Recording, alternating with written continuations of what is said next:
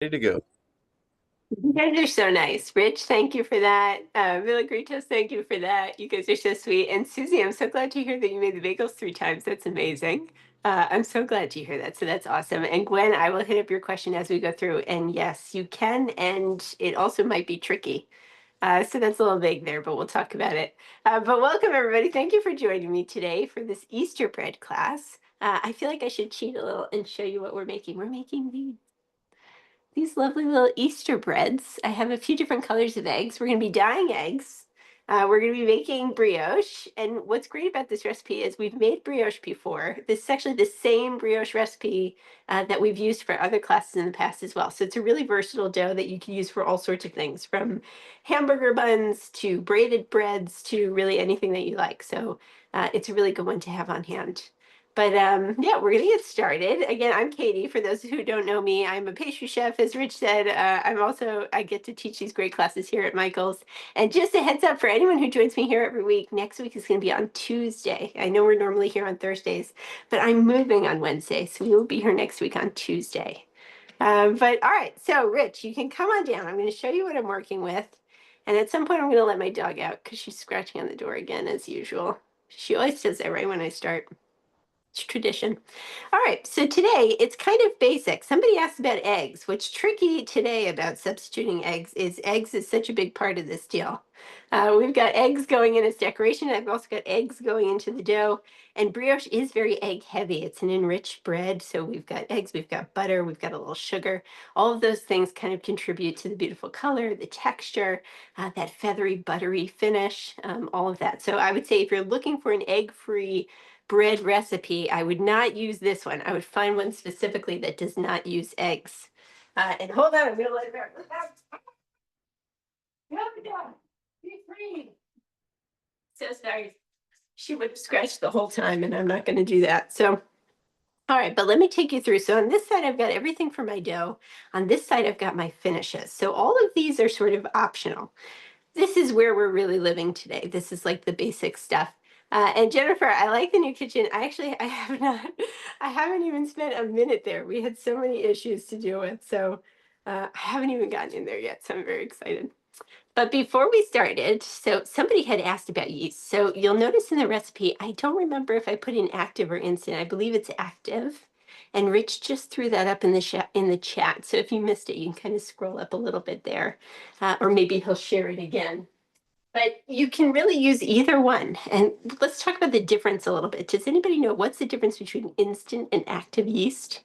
And while you kind of discuss that in the chat, I'll give you just a quick rundown. So instant yeast is exactly what it sounds like. It works instantly in your dough. It doesn't need to be activated in the way that active dry yeast does. Essentially, active dry yeast, if you open up this packet, you'll see like the little granules of yeast kind of running through in there. And active dry yeast have a little bit more of a coating that sort of protects them a little bit. So it needs to kind of break through that coating with some warm liquid, something that can kind of get it to work and to bubble. So in a lot of recipes for active dry yeast, you'll see a step that says warm your milk, typically to between about 100 to 110 degrees if you have a thermometer. If you touch it with your finger, if you don't have a thermometer, you want it to be kind of like a nice warm bath. You don't want it to be too hot. Yeast is sort of a living organism, so you want to make sure it's comfortable. So something you would be happy to take a bath in, your yeast will also be happy to take a bath in. And typically you're adding a little bit of sugar to that mixture as well when you're activating active yeast. And that gives the yeast something to eat, something to feed off of. It creates the carbon dioxide bubbles. And that's how we activate active dry yeast. With instant yeast, I can go ahead and add it right into my recipe, whether I add it in with my dry ingredients, my wet ingredients.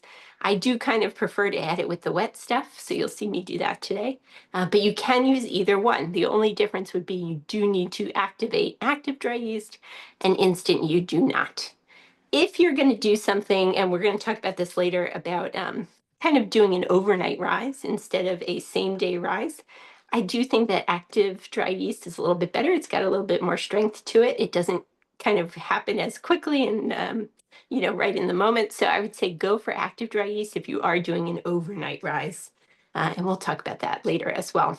And actually, Karen, so good question about the salt. So a lot of myths about yeast that I think have been dispelled over the years a little bit. it was said a lot of times that, really hot liquid could kind of kill off your yeast. It's said that if you pour salt right onto your yeast, that will kill your yeast. And all of these things can be true in a way because yeast, again, we sort of talked about yeast is a living organism. It's something that likes to be happy and comfortable. So I wouldn't like it if, like, let's say I poured salt on my skin, especially if I had an open wound, that would make me uncomfortable. I wouldn't like being in a super, super hot bath. That would make me uncomfortable.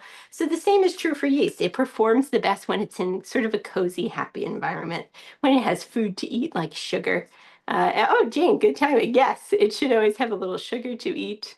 That's when yeast is the happiest. So to err on the side of caution, we will sort of do those things. I'm not going to be adding my salt right onto my yeast. I'm going to add it into my dry ingredients, and I'm not going to use super hot liquid.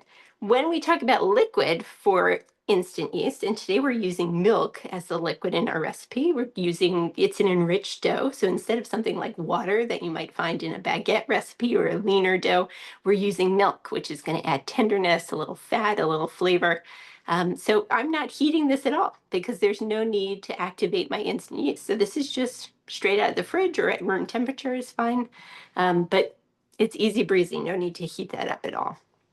And you can use AP flour. So yeah, we'll get to that in 1 second. So real quick, so kosher salt, I've got granulated sugar. If you are using this recipe for something that's less of a sweet bun, like let's say I mentioned hamburger buns before or hot dog buns, you could use for this. You can cut down this sugar quite a bit. We've got 2 tablespoons in the recipe.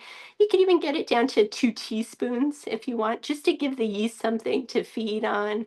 It's also got the sugars and the starches, but just for like a little extra, and it kind of rounds out the flavors. But 2 tablespoons can go as low as 2 teaspoons. So you can kind of get that down a bit there.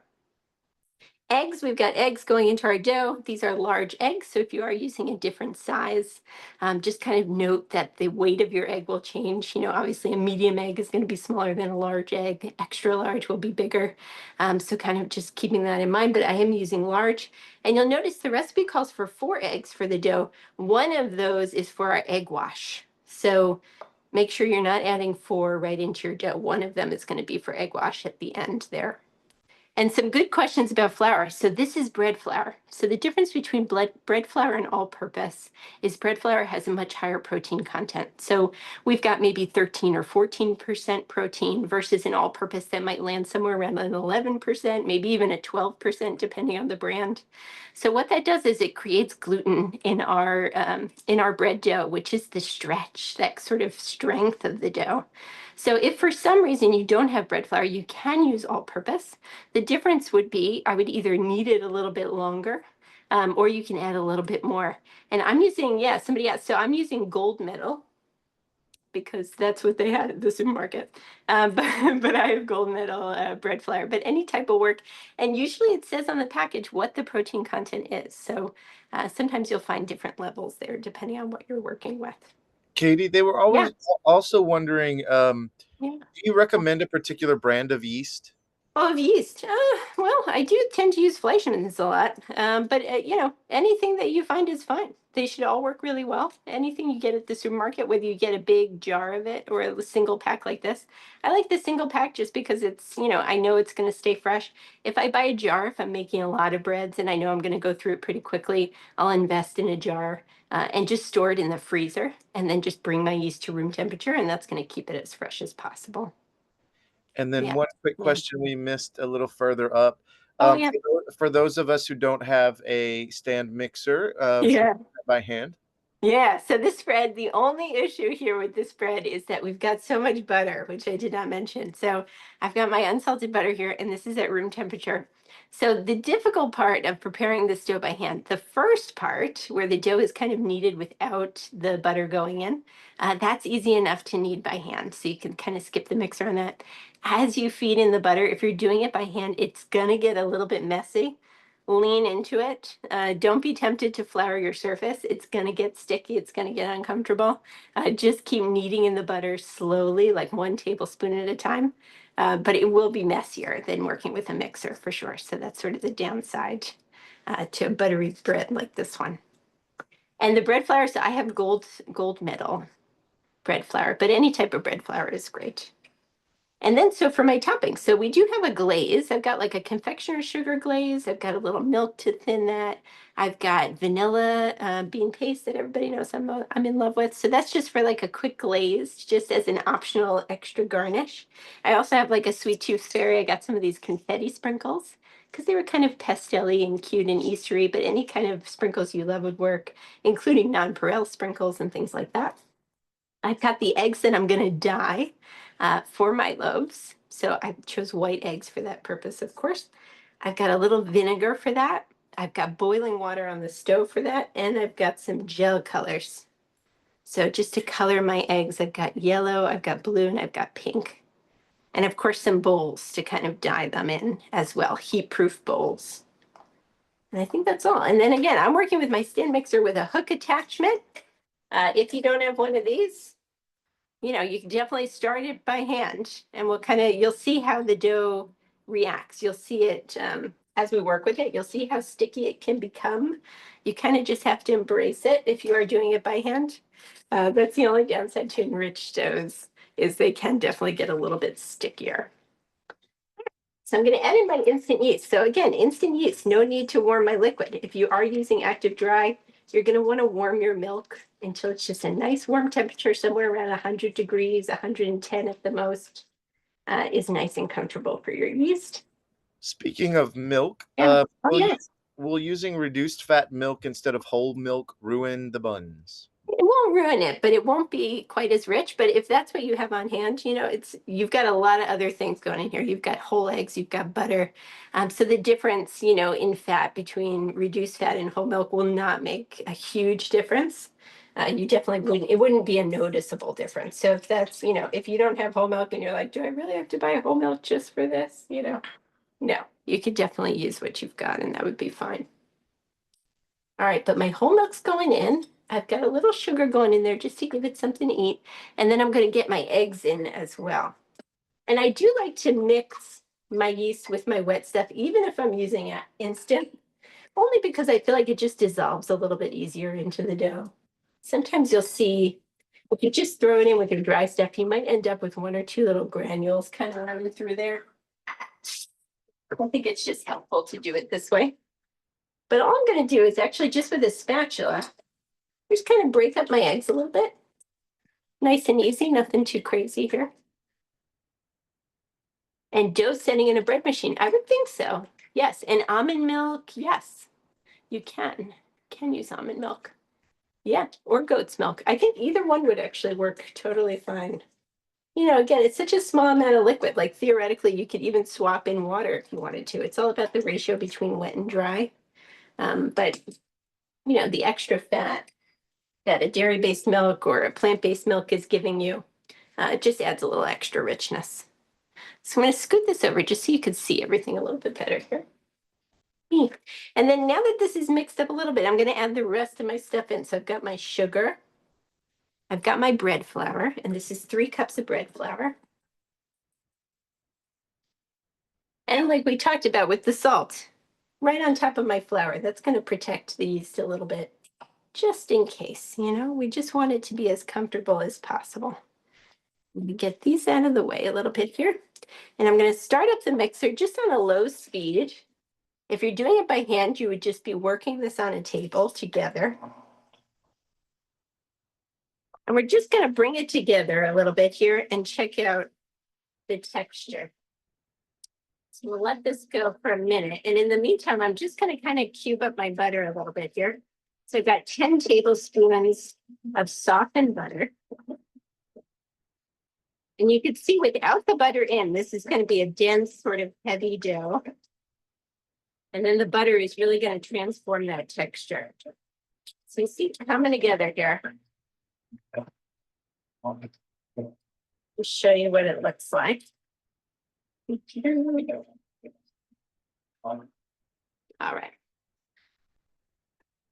So it's together. Now this dough is heavy.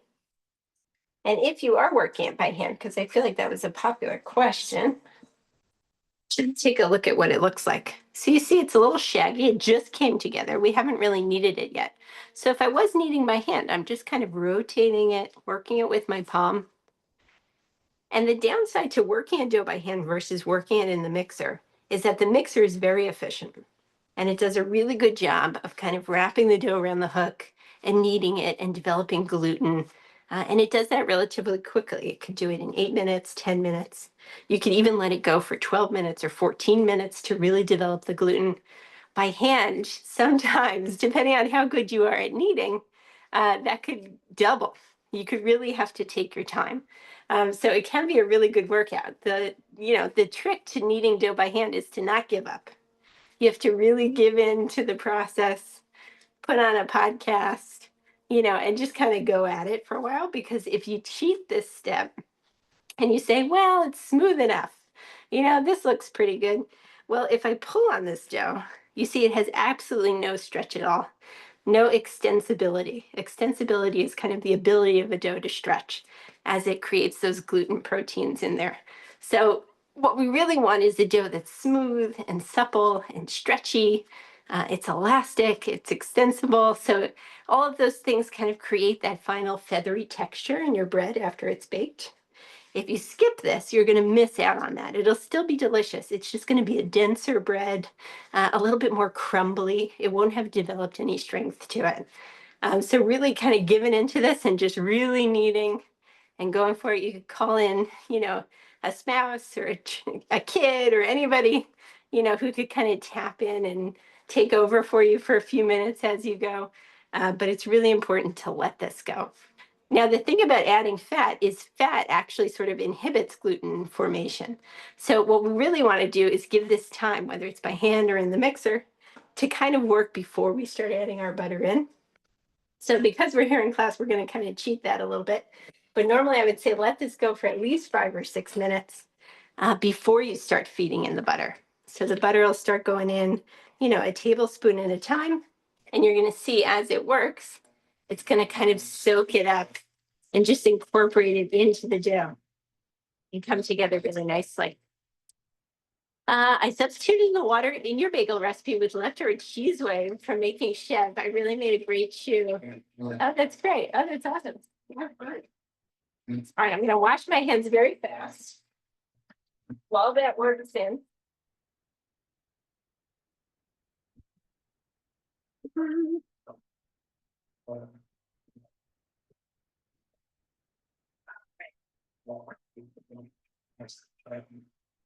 Very sticky. All right, so you see it's kind of coating the bowl a little bit with fat. I'm going to go ahead and lob in another one. Anytime you see the butter start to disappear, you can go ahead and add another tablespoon. And we're going to keep working that in. And I'm going to set this aside so we have some space here. All right. Perfect. All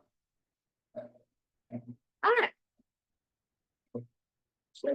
Another one. If for any reason it starts kind of wrapping around the hook a little bit, just make sure it's really getting a good mix in there. Wrap in another. And I would not add melted butter. So the thing about melted butter, it might seem easier at the time because you're like, oh, I'll just incorporate melted butter. It'll mix it really evenly. It's going to, first off, it's going to change the temperature of the dough. So it's going to quicken that rise a little bit, which can be okay. We'll talk about the importance of fermentation a little bit and giving it time to ferment. But also it's going to kind of change the texture of your dough. It's going to kind of loosen it up a little bit if that butter is melted. And we do still want that gluten formation, even though we're adding fat, which is going to kind of inhibit that a little bit. We still want to give it a chance to develop that texture that we love. So melted butter, in liquid form is kind of inhibit that even more. Oh, is someone's speaker on? That's the mixer. What happens? It's a mixer. Your mic tries to eliminate that sound, so we still hear a little bit of it. So that's what you're hearing there. All right. Well, I'll just get this butter in and then we'll be done with that. So that'll be quick. We'll lob in a couple more of these.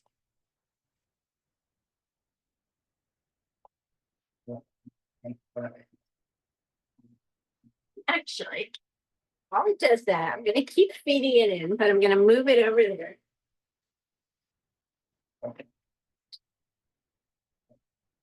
Show you some of this. We're gonna scoot this guy. Come again. All right.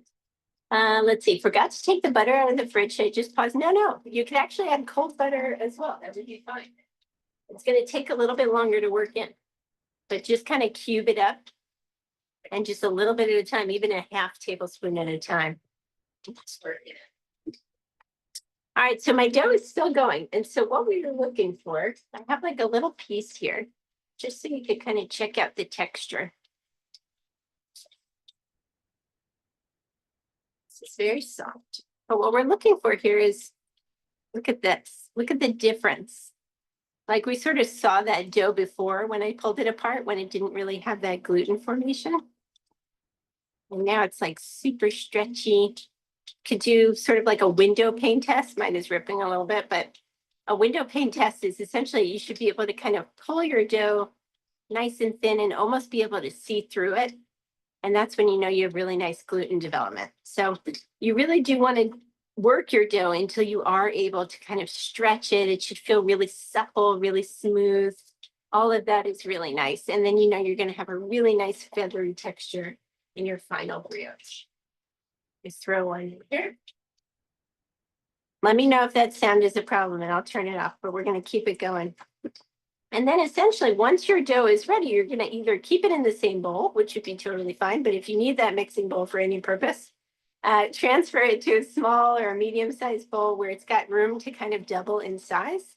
And then just cover it, whether it's with plastic wrap or a tea towel, and let it rest at room temperature. And what's going to happen is that yeast is going to kind of bubble it up. It's going to grow. It's going to feed, create carbon dioxide. And it's just going to kind of increase the volume of your dough, improve the flavor of your dough and the texture of your dough, and just all the good things happen in that time. So if you are curious about maybe how to know if it's doubled in size, what I typically like to do, what we used to teach in like a culinary school was students would take a picture before and they would take a picture after. And this way you could just compare apples to apples. This is what it was, this is what it is, and you can really tell. You could also draw a circle with a Sharpie where your dough ends originally, like mine was right here. And now you can see it's grown to here. So kind of a visual cue. So you don't have to remember exactly how big it was when you started. But the one thing, again, we sort of talked about cheating when it came to gluten development. You also don't want to cheat when it comes to the rise, because this fermentation, what we would call bulk fermentation, when you're fermenting the whole dough, not into individual shapes, is that it really has time to improve the flavor and texture of your dough, grow in size, the yeast activates all of that. You want to be able to kind of press it and it should feel really marshmallowy in texture. If after 1.5 or 2 hours, it doesn't feel like that, if it feels really firm, if it still just is not, marshmallowy and light the way you want it to be, ignore the clock and just continue to let it rise until it reaches that state. And yes, Lara, absolutely. Let me add one more pat of butter. This is also the stage where you can let it rise overnight. So typically, if you're letting it rise overnight, the difference between a dough like brioche is it's got so much fat that once it goes into the fridge, what's going to happen is that fat's going to firm up and your dough is going to remain exactly the same size. It's not going to be able to grow. It's going to kind of hold itself back. So still let it rise about an hour at room temperature, covered, and then transfer to the fridge. And that cold temperature is going to slow the rise of your dough. It's going to slow down your yeast, and you'll be able to work with it the next day. And the benefit to that as well is once your dough is cold, it's even easier to shape, once it's nice and firm. So that could be nice also. All right, I'm going to lob in my last two. Let that go. And I'm going to show you how sticky the dough becomes once that butter is all in. So we'll give that a minute to work in. And in the meantime, we're going to kind of prepare our surface for shaping a little bit. So just a little bit of flour on the surface, not too much. I've also got a couple of other things here. So I've got some nonstick spray for my baking sheet and anything that is helpful for you for portioning your dough. So it could just be a chef's knife, anything that you like. You're going to see I'm going to pour this out onto my surface and then just cut it into separate shapes. So whatever you want to use for that. If you've got a bench scraper, that's really helpful. Just going to spray this to coat. So it's going to be ready for me. And if you have a silk hat, you can use a silk hat also. So I'm just going to spray this down. I just want to show you the difference. So you see with the butter how this is a completely different dough, and it's not all incorporated yet. So I'm going to let it go another minute or so. But it does completely change the texture. So you can imagine with something like melted butter, how sticky it would get. So if you are in the crowd where you're working it by hand, if you're like, oh my God, I need to add flour, it's just too sticky, try not to add any extra flour. It's going to change the texture of your dough. It's going to weigh things down, but just lean into the stickiness. You'll see if you Google the slap and fold method, kind of slapping your dough down on the counter and stretching it can be helpful for a dough like this. Just sort of lean into the discomfort. That's the best way to do it. All right. So I'm going to portion this out. I'm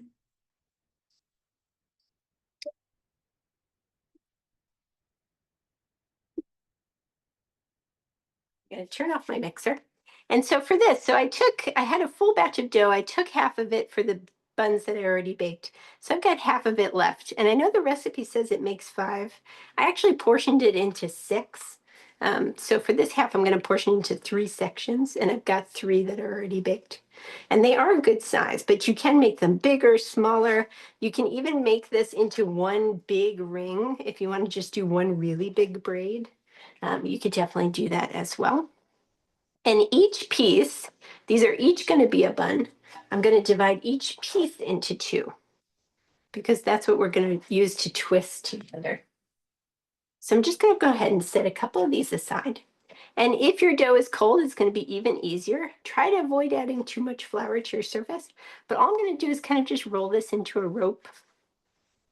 And after your dough is risen, you'll notice it's got some really nice lightness to it. You don't want to at any point go back in and knead this dough again because it's going to start to shrink back on you. It's going to be more difficult to work with. All we're doing is kind of just gently rolling into like a 10 or 12-inch rope. And that's it. So we're going to continue on, do those with the rest. If it is sticking in little spots, just a little bit of flour. Don't go too crazy. You're just rolling it out. So this could be nice for kids too. It's kind of it's a fun dough to make. And if you are doing one really big one, all you have to do is do 2 sections and just roll them out, or you can divide it into 4 if it's too long for you to roll on your surface. And you're just going to twist them together.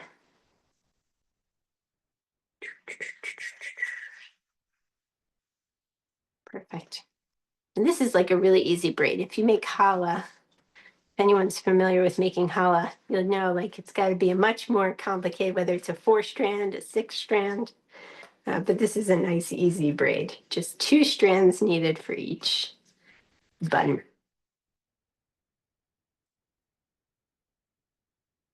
Now, if your dough is cold, note that it's going to take longer for the second rise. So once these are shaped, we're going to let them rise again before they go in the oven. Oh, Laura, that'd be fun.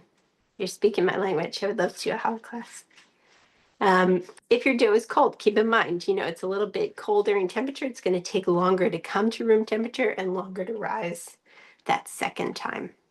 And yeah, you can use the silicone sheet for rolling, absolutely. But you could also just use your countertop, a cutting board, whatever you like.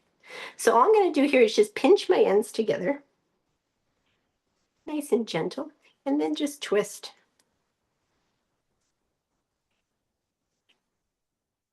Just like that. Nice easy twist. Pinch your other end. And then all we're going to do is just bring it together on the other side.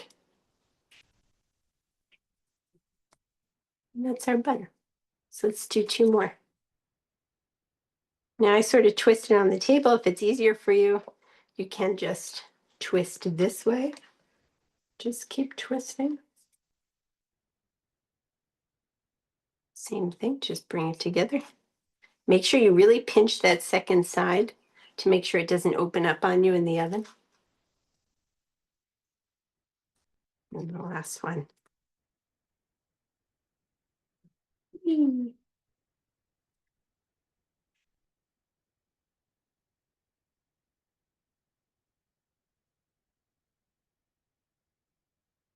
that's it. So now these are going to get covered. Whether it's with a tea towel or plastic wrap, what we want to do is let them rise again at room temperature, and you're looking for that same marshmallowy texture. So they're going to about double in thickness. They're going to kind of plump up, and when you poke it, it should feel nice and marshmallowy and light to the touch. Then you know they're ready to be baked. So right when they're maybe, 10 minutes or so from being ready, if you go ahead and you come over and you're like, oh, they've definitely grown. It's been about 45 minutes. They seem like they're almost ready. That's the time that you're going to preheat your oven to 375. And also we're going to prepare our eggs. So we're going to set this aside, cover this up.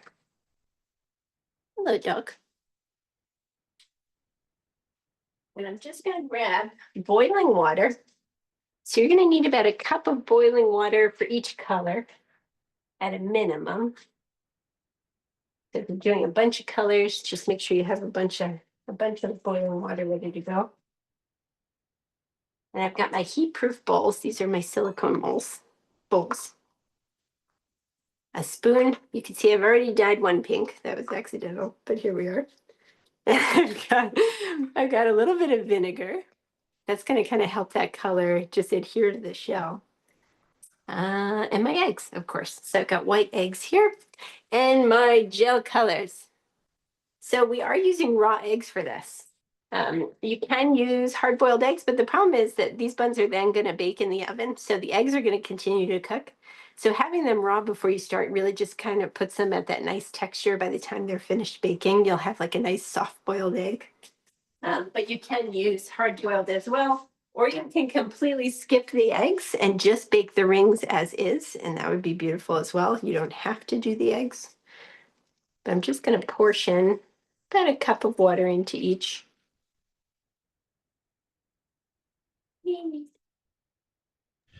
Ruth's wondering, how do you keep the towel from sticking to rising dough?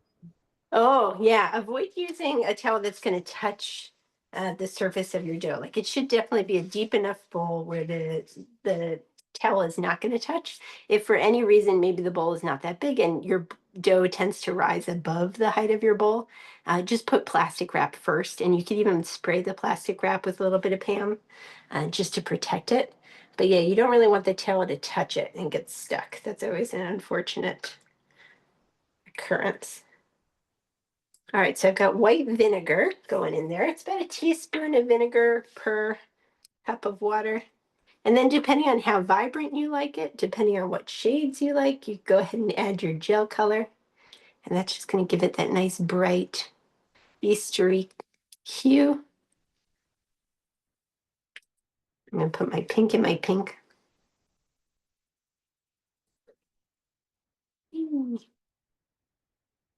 I've got some blue.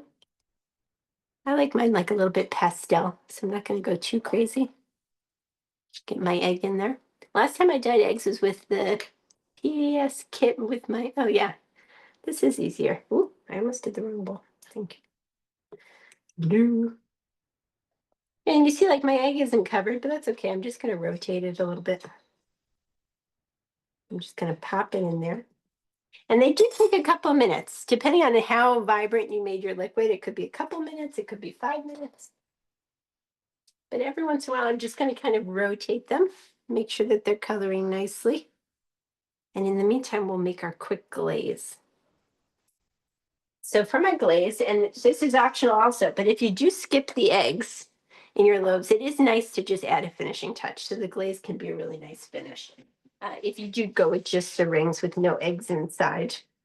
So I know eggs are very expensive right now. I've got a little bit of powdered sugar, some milk, and some vanilla. And you can also add a pinch of salt. I'm going to grab that. Just to kind of round out the flavors a little bit there. And all you're doing is just kind of by eye. Just add a little bit of milk, give it a mix. You could also use water in the place of milk. You could also use something like lemon juice in the place of milk if you want like a kind of citrusy glaze, or orange juice. but just kind of work it in until it's nice and thick. And then you could just kind of thin it out to your desired consistency. So if you do go too far and you add too much milk before you start, you can kind of backtrack that by adding a little bit more powdered sugar. But it helps to just start by creating a kind of thicker glaze. And then you can kind of add a little bit of milk just as needed to get it nice and pourable. That's looking pretty good. I'm going to add a little vanilla to that as well, but you can see that's a nice pourable consistency. So that's pretty good. All right, a little bit of the vanilla bean paste. And then I'm going to turn those eggs a little bit. Oh, that smells good. Oh, I love that smell. So just give those a rotation. See, they're dying nicely there. Turn over, Sally. There we go. And if Is you there like them, oh, oh, go ahead. is there an option for non-sugar glaze? A like not a sugar glaze? I would just skip it.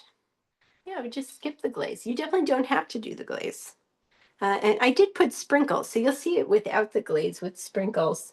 And then you can always decide. But yeah, you can absolutely skip it if you want to. All right. All right, so we're looking pretty good. So we're going to pretend that our loaves have nicely risen. So hold on. So we'll pretend it's been about an hour and that these are marshmallowy and doubled in size and looking good. So what you're going to want to do before you add your eggs, and this is right before they're going to be baked, is that last egg is for our egg wash. So beaten egg, just a splash of water. Oh yeah, that would be nice. A vanilla bean cookie class. We actually, didn't we do, I think we did a shortbread class. That was really nice. So just brush all over and make sure you get in between those little crevices. That way, as it bakes, it's going to kind of expand a bit. You're going to get that egg wash, that shine. You can skip the egg wash, but it does add, a nice golden brown color and a little bit of a sheen that's really pretty. And it also helps the sprinkles stick on if you do want to add sprinkles. So we're going to just brush that on nice and generous. And then I've got my confetti here. When you go to that link, can you search for a special class? Huh. That's a Rich question. Rich, do you know? I know on YouTube, can you search for like a no?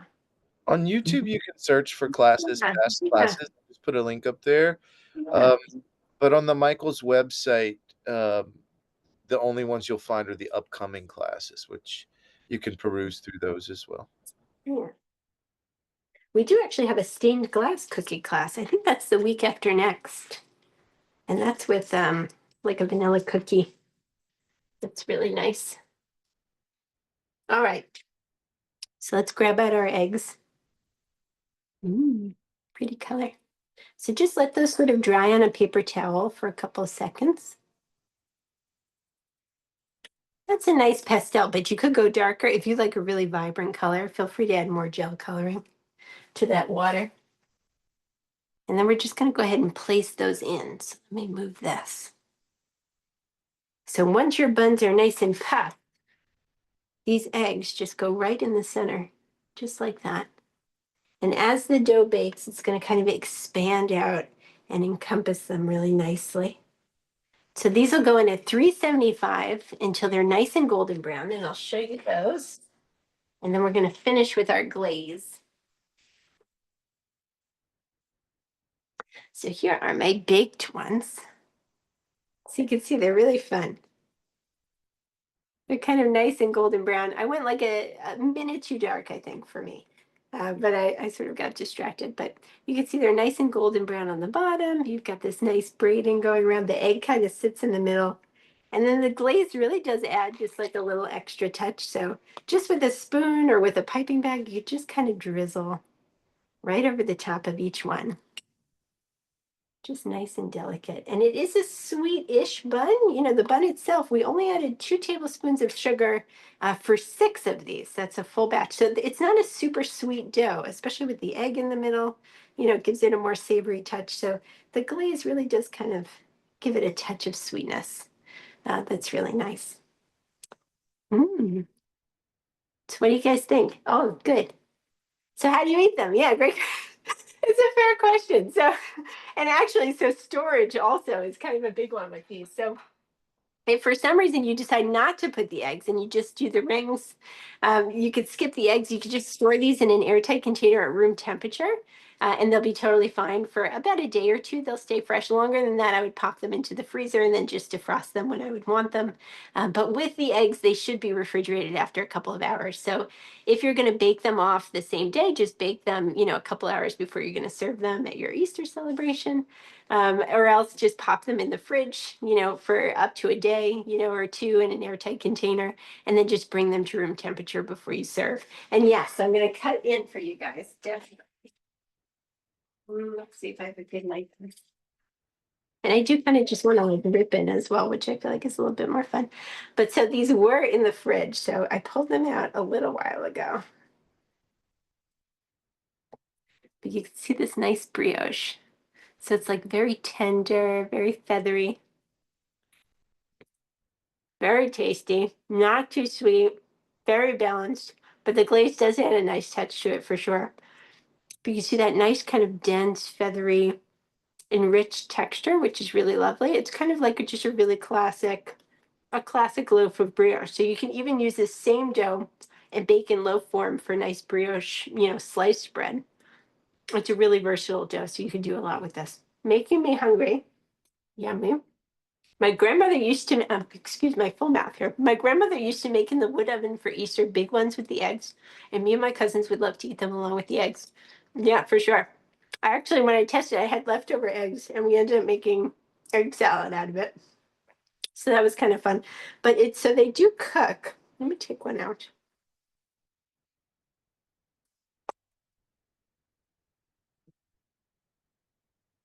Not to make a mess on my table here, but so they do kind of cook to like a nice hard-boiled egg consistency. Not like overly, but you know, they're definitely cooked through. So that's just with the raw eggs before baking. So yeah, it's kind of nice to use the raw eggs for sure. Yeah, brunch, exactly. It's brunch. All right, guys. Well, thank you so much. Next week is carrot cake petit fours, which are so much fun. That's on Tuesday. And then the week after, I believe, are those stained glass cookies, which should be really nice as well. But thank you so much for joining me. I hope you have a wonderful holiday. Thank you so much to Rich. Yes, and if you're making a brioche loaf, what is the baking time? I would say make sure, depending on the size of the pan that you're using, the loaf pan, you might want to have the batch and bake until the internal temperature should register around 200 degrees. So definitely take a temperature or lift it out. It should feel light to the touch and golden brown on top. That would be good too. Thank you guys so much. Thank you for coming. Have a great weekend. Thank you.